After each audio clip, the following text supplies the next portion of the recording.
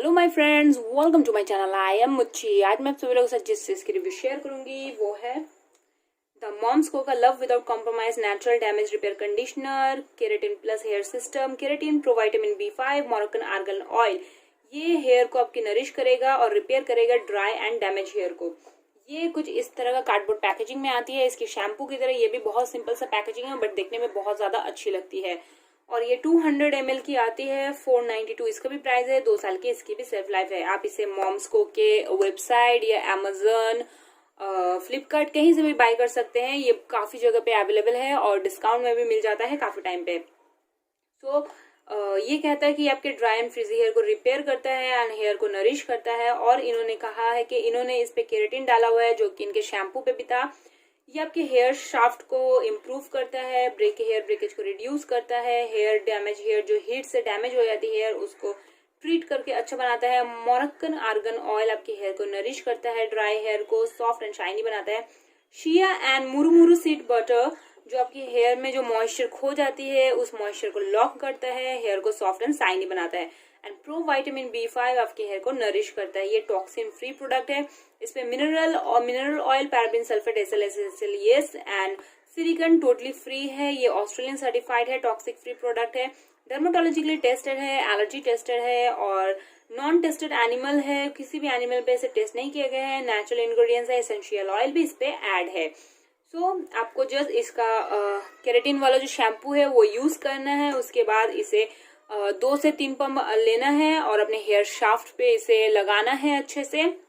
आप hair shaft पे ऐसे रगड़े ना, बस हल्का सा ऐसे करके अपने हेयर शाफ्ट पे लगा ले और 2 से 3 मिनट रखने के बाद इसे धो ले और इसका मैजिकल इफेक्ट आपको देखने के लिए मिल जाएगा। अब बात करते हैं कि ये प्रोडक्ट किस तरह का दिखता है। ये भी इसके शैम्पू के जैसा स्टॉप एंड ओपन कैप पे आता है, जो कि बहुत अच्छी बात है। आप जैसे इसे ओपन करते हैं ये अंदर से कुछ इस तरह का व्हाइट सा एकदम क्रीमी व्हाइट कलर का निकलता है। और ये बहुत ज्यादा थिक है, बिल्कुल भी रनी एंड स्लिपरी नहीं है, बहुत ज्यादा थिक है।